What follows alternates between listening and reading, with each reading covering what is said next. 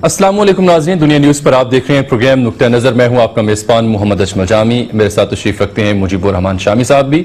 आज के नुक्ता नज़र स्पेशल में हमारे मेहमान हैं खैबर पख्तूनख्वा के वज़ीर आला जनाब परवेज़ खटक साहब। अस्सलाम वालेकुम खटक साहब।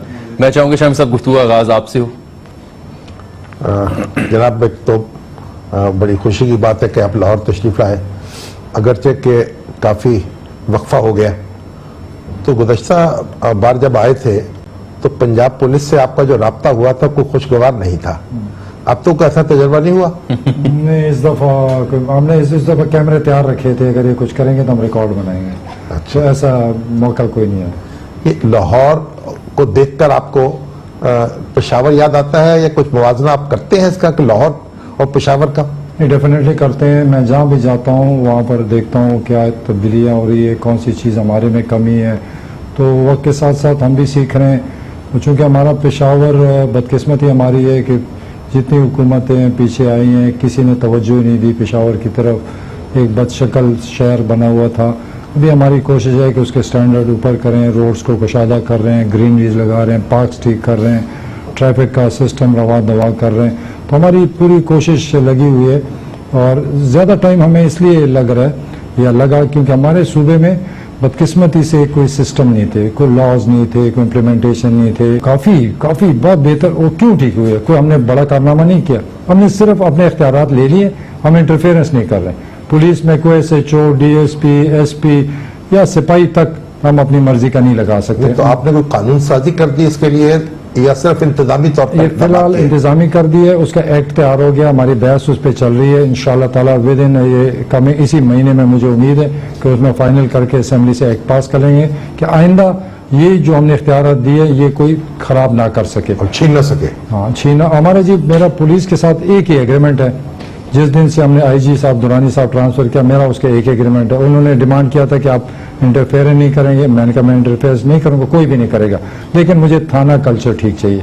मेरे थाने में मैं गलत FIR नहीं मानूंगा। ये भी सुना है परवेज साहब के 2-3 बार आपने कोई सिफारिश करने की कोशिश की लेकिन IG साहब ने इसे रिजेक्ट कर दिया, वो क्या वाकया था? वो इस तरह नहीं है। मेरे उसका ये एग्रीमेंट है कि अगर मेरे पास कोई आता है कि मेरे साथ ज्यादती या मुझे पोस्ट कर दो, मैं डेफिनेटली IG साहब को भेजता हूँ, लेकिन वो फिर उसको चेक करता है। जब ठीक होता है लगाता है, अदरवाइज जो जितनी सिफारिशें मैंने की वो सब रिजेक्ट होगी। वो इसलिए कि सिफारिशी होता ही नालायक, वो फिट नहीं होता। वो IG साहब मैंने क्या मुझे खुद कहते हैं आपके पास कोई सिफारिशी सही आदमी सिफारिशी नहीं आएगा। और ईमानन मैं कहता हूँ कि सही आदमी आज तक। आप सिफारिश करते क्यों हैं? नहीं, सिफारिश नहीं करते हैं, इट्स नॉट सिफारिश। क्योंकि एक आदमी फॉरवर्ड कर देते हैं, डिसीजन उसका होता है। मेरे उसकी नहीं कि आपने जरूर करना है, डिसीजन उसका होता है। अगर वो फिट हो सकता है कहीं मिस कर गया हो, एक आदमी अच्छा काम करता हो मिस कर गया हो, ये गोश्त इंटरव्यू करता है, वो फिट नहीं होता है। पोस्टिंग में, ट्रांसफर में और यानी तकर्री में कोई दखल नहीं आपका? आज तक कोई नहीं, जब से दुरानी साहब आए।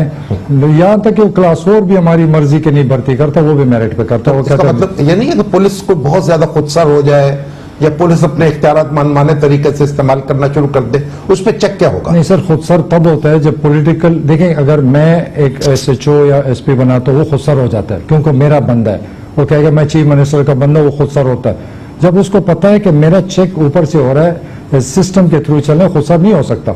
हम उन पर चेक रखते हैं, लेकिन कंप्लेंट्स पुलिस की आती हैं, मैं कभी खुद एक्शन नहीं लेता। हम उसको IG साहब को भेजते हैं, वो खुद इंक्वायरीज करते हैं। और IG साहब से अगर कोई शिकायत हो?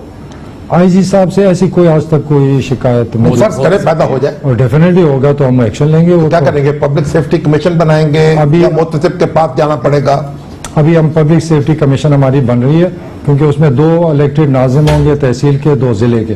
तो वो हमारी 9th को इलेक्शन है, तो उसके बाद पब्लिक सेफ्टी कमीशन काम शुरू। पुलिस जवाबदेही होगी इसके उसमें है, सब कुछ जवाब, पुलिस को टोटल जवाबदेही कर दिया उसमें। तो साहब एक बात ये बताएं कि आपके मुखालिफ ये कहते हैं कि जो सुबह खैबर पख्तूनख्वा है उसमें कई वज़ीर आला हैं, उसमें जहांगीर तरीन साहब का भी हुक्म चलता है और फिर आपका भी कुछ ना कुछ हुक्म चलता है, और फिर सबसे बढ़ के ये कि इमरान खान साहब की इंटरफेरेंस बहुत ज्यादा है। तो फिर कितने वज़ीर आला है वहाँ? देखिए, सबसे बड़ी बात है, शायद आप मुझे नहीं जानते होंगे, मैं किसी का हुक्म के नीचे नहीं सर। मैं पपेट वज़ीर आला नहीं, मैं पपेट कुछ भी नहीं बन सकता, ना बनना चाहूंगा, ना मुझे इस कुर्सी का शौक है। कुर्सी का उसको शौक है कि कोई लालच हो मुझे। देखिए, इमरान खान एक ऐसा लीडर है, आज तक उसने मेरी हुकूमत में कोई इंटरफेरेंस नहीं करी, ना जहांगीर तरीन। हमारा असल में लोगों को समझ नहीं है, ये वाहिद पार्टी है जिसने इलेक्शन से पहले तैयारी की। हमारी कमेटीज बनी थी कि हेल्थ रिफॉर्म्स क्या होंगे, एजुकेशन रिफॉर्म्स या पॉलिसी क्या होंगे, पुलिस का क्या होगा, लोकल गवर्नमेंट कैसे होगा, इस पर हमने 2 साल काम किए। वो रिफॉर्म्स को इम्प्लीमेंट करने के लिए इमरान खान को हम ब्रीफिंग देते हैं, उसमें डिफरेंट कहीं जिसकी एक्सपर्टीज है हम उसको इन्वॉल्व करते हैं, उनसे हम आइडियाज लेते हैं। सिर्फ रिफॉर्म्स और लॉज लाने तक हम उनसे मीटिंग्स होती है और पार्टी के विजन के मुताबिक उस पर इम्प्लीमेंटेशन करते हैं। That's all. आप अपने इख्तियारात खुद इस्तेमाल करते हैं? 100% खुद इस्तेमाल। आप किसको जवाब दें फिर?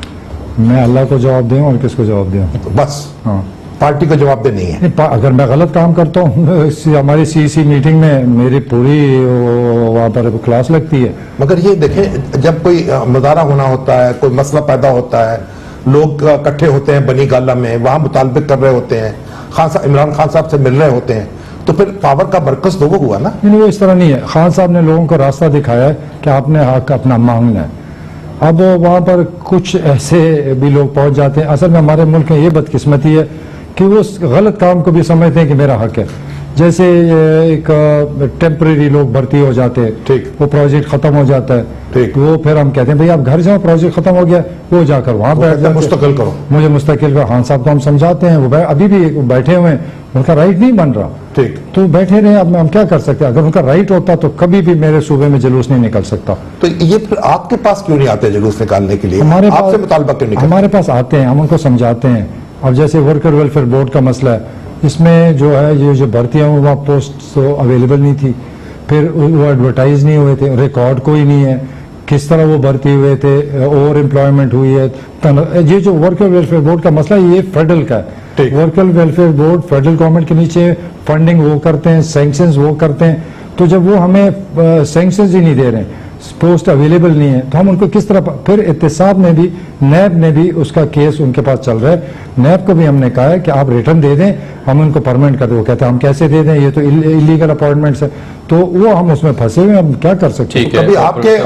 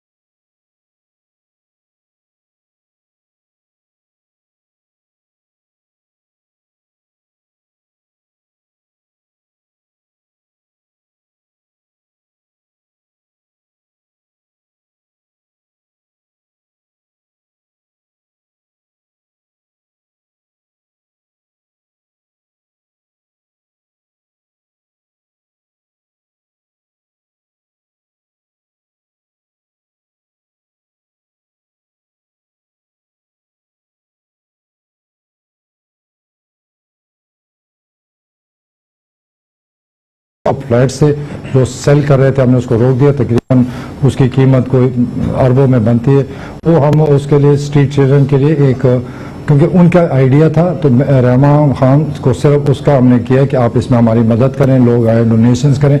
सिर्फ उस हद तक वो इसमें इन्वॉल्व है। जो गरीब के बच्चे जो बाजारों में रुलते फिरते हैं, हम उनके लिए एकेडमी, एजुकेशन, ट्रेनिंग दे रहे हैं और इंशाल्लाह ताला 2-3 महीने तक वो काम स्टार्ट कर लेगा और 1000 बच्चे हम उठाकर सड़कों से उठाकर हम तो हुकूमत के मामलात से, पार्टी पॉलिटिक्स से कोई ताल्लुक नहीं होता? नहीं, वो तो मैं वजीर आला हूँ, फिर कोई और ही बन जाए, कोई मुदाखलत ना मैं मानता हूँ ना कोई कर सकता है। तो ये जो कहा जाता है कि आपने अपने खानदानी सियासत को बड़ा फरोग दे दिया है, अपने अजीजों को टिकट दे दिए हैं, ये क्या हुआ है? फिर तब्दीली का नारा जो है उसमें कहां तक ये बात खपती है? देखिए, सबसे पहले जब मैं वजीर आला बना तो मेरे पास ये एतराज था कि आपके रिलेटिव 3 लेडीज जो है MNAs बनी।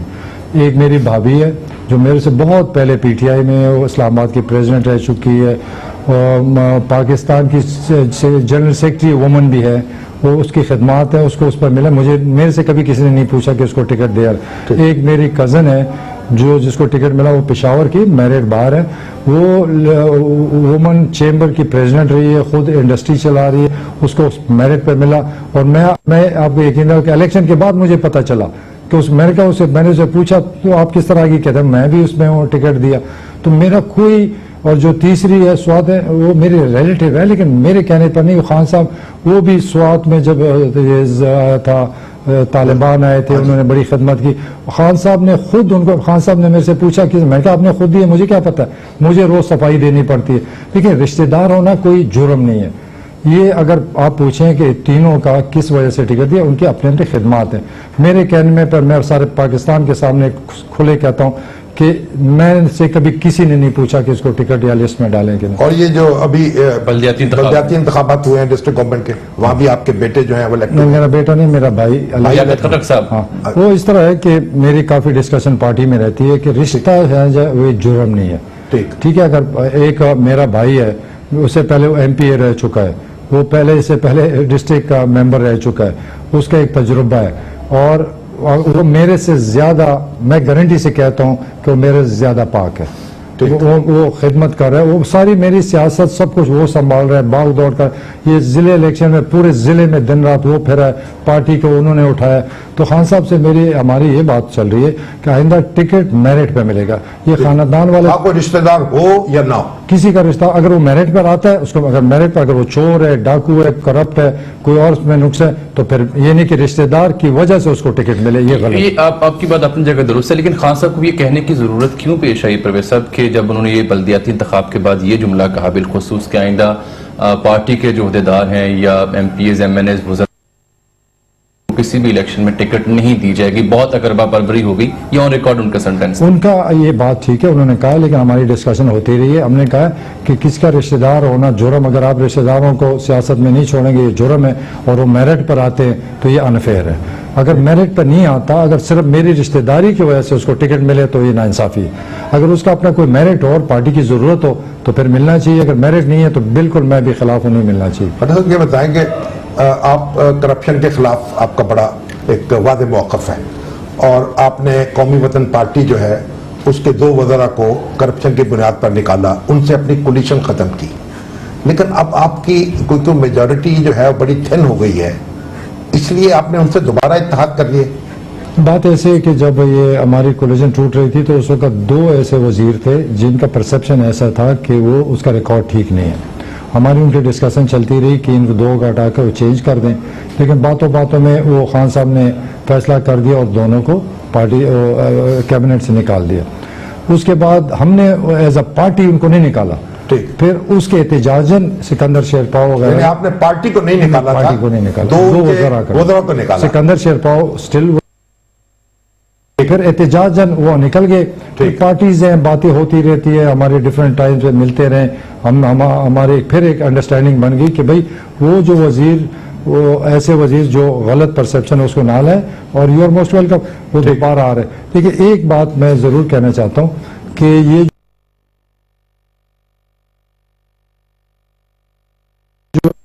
पीपल्स पार्टी गालियां देते हैं, फिर बैठ जाते हैं।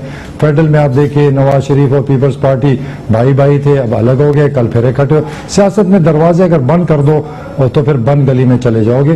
तो हमने किसी न किसी के साथ में लाना होता है, इकट्ठा चलना होता है, हमारा सूबा है। तो इसको इतना हुआ बना दिया है जैसे वो हर एक करप्ट नहीं होता, कि कभी परसेप्शन बन जाती है, कभी गलतफहमी भी हो जाती है। तो हमारा कोई ऐसा झगड़ा नहीं था कि उन्होंने खुद बायकॉट किया। में आपकी बड़ी सख्त तनकीद रही है ना दूसरी जमातों पर, खुसूस कौमी वतन पार्टी पर भी, इसलिए फिर आपसे ये सवाल पूछा जाता है। सही बात है। तो क्या आप आइंदा से इस दूसरों पर इस तरह की तनकीद नहीं करेंगे? अब उस वक्त जब हम आए थे तो हमारा कोई सिस्टम नहीं था, हमारा एहतसाब नहीं था, हमारा चेक कोई नहीं था। अब अल्लाह का शुक्र है, हमने जितने सिस्टम्स, रूल्स, कानून पास किए वो इतने ट्रांसपेरेंट और फुल प्रूफ हैं कि वो डाकू भी बैठ जाए तो इंशाल्लाह उस पर चोरी नहीं कर। और मैं समझता हूँ मेरे सूबे में कोई चोरी करेगा बड़ा दलेर आदमी होगा, वो तो बहुत ही निडर होगा कि वो चोरी कर रहा है, क्योंकि इतनी चेक है कि हमारे एंटी करप्शन जबरदस्त चेकिंग कर रहे हैं, एहतसाब कर रहा है, मेरा कंप्लेंट सेल है वो कर रहा है, नैब कर रहा है, हमारे डिपार्टमेंट में एक सेल्स बन चुके हैं, हर डिस्ट्रिक्ट में चेकिंग हो रही है। इतनी चेकिंग हो रही है कि अब काम भी से लोग डरते हैं, अब दस्तखत करने से डरते हैं। तो कौमी वतन पार्टी की शमूलियत के बाद अब ये जो इत्तलात हैं कि या मुश्ताक गनी साहब या कलंदर लोधी साहब, इन दोनों की कुर्बानी दी जाएगी उनको अकोमोडेट करने के लिए? नहीं, अभी पार्टी के फैसले, चूंकि 2 मिनिस्ट्रियां देनी है, एक में एक तो डाउन होना, इनके जाने से 2 प्रमोट भी हुए थे, तो इतना इंटरनल इशू है, कोई इतना मसला नहीं होगा। अच्छा, आप ये बताएं कि मैं अगर आपसे ये सवाल करूं कि आपकी सबसे बड़ी अचीवमेंट क्या है सूबे में, तो क्या कहेंगे आप? हमारी सबसे बड़ी अचीवमेंट ये है कि हम जैसे आए थे हमने जीरो करप्शन का नारा दिया था और इंशाल्लाह ताला हम दिन रात उस पर काम कर रहे हैं और किसी के पास ये रियायत नहीं है कि वो करप्शन कर सके। दूसरा हमारी जो सबसे बड़ी जो अचीवमेंट है वो है सिस्टम बदलना। मैं बार बार ये कह रहा हूँ, देखिए आप किस हद तक सिस्टम बदल चुके? आपने देखा आपके कानून तो आपने बहुत बनाए हैं, मैंने पूरी लिस्ट पढ़ी है, कोई शोबा ऐसा नहीं जहां आपने कानून ना बनाया हो या उस पर तरमीम ना की हो। तो फिर हम पे अमल भी हो रहा है, इस पर वो देखने वाला भी कोई है? अमल हो रहा है, ये हर एक चीज को मॉनिटर किया जा रहा है, इस पर मीटिंग्स होती है, इसके सिस्टम बन जाए। चीफ सेक्रेटरी लेवल पर मेरे ऑफिस में भी अभी एक मॉनिटरिंग सिस्टम मैं अलग बना रहा हूँ कि उसमें 5-6 लोग बैठेंगे और सारा डिपार्टमेंट इसको मॉनिटर करें। देखिए सिंपल सी बात है, ये जो हम दुनिया से पीछे रह गए, क्यों रह गए? वजह है कि हमारा कोई निज़ाम नहीं है। अगर यूरोप है, अमेरिका है, वहाँ खुशहाली है, इंसाफ है, लोगों का हक मिलता है, वो क्यों? कि उन्होंने फुल प्रूफ सिस्टम बनाया है, कानून पे अमल हो रहा है, उसमें वजीर आजम वजीर आला कोई इंटरफेयर नहीं कर सकता। तब जाकर वहाँ पर जब एक सिस्टम निज़ाम बन जाए, उस पर अमल शुरू हो जाए, तो ऑटोमेटिकली डिलीवरी भी हो जाती है और क्वालिटी भी बेहतर हो जाती है और लोगों को खुशहाली भी मिलती है। ब्रेक एक और ले लेते हैं यहाँ पर प्रोफेसर, मिलते हैं नाज़रीन आपसे एक ब्रेक के बाद।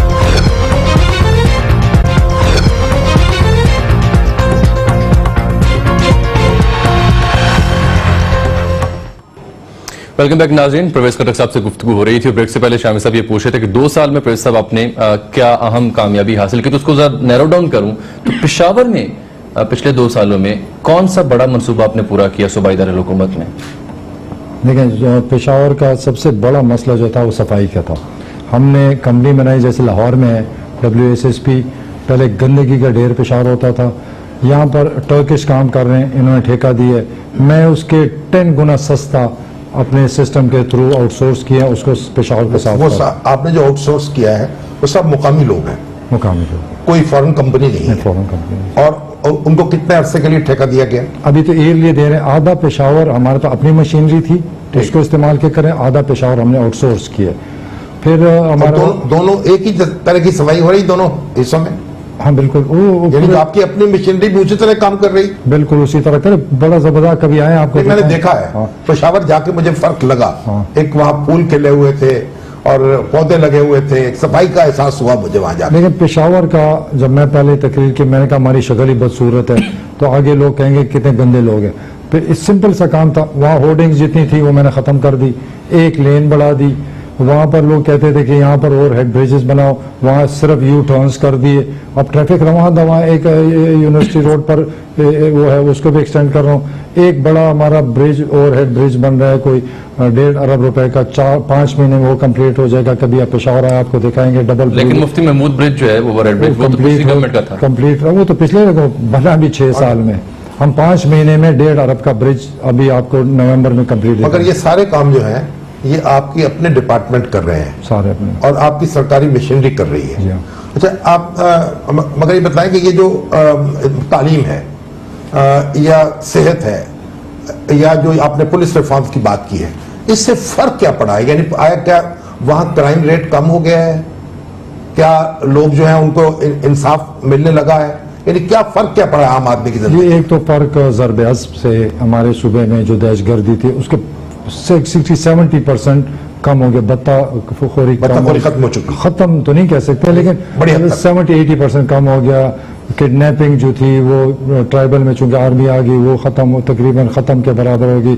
हमारे इंडस्ट्रियलिस्ट बड़े बड़े लोग सूबे को छोड़ के चले गए थे, वो वापस आना शुरू हो गए, एतमाद बहाल हो रहे हैं। पुलिस की कारकर्दगी बेहतर हुई, जिस तरह लाहौर में मोटरवे टाइप पुलिस है, इस तरह ये पुलिस ये सिस्टम उन्होंने पेशावर में भी शुरू कर दिया और सारे जिले हेडक्वार्टर्स को ले जा रहे हैं। सैनिटेशन का तबाही था, उसके लिए ये कंपनी काम कर रही है।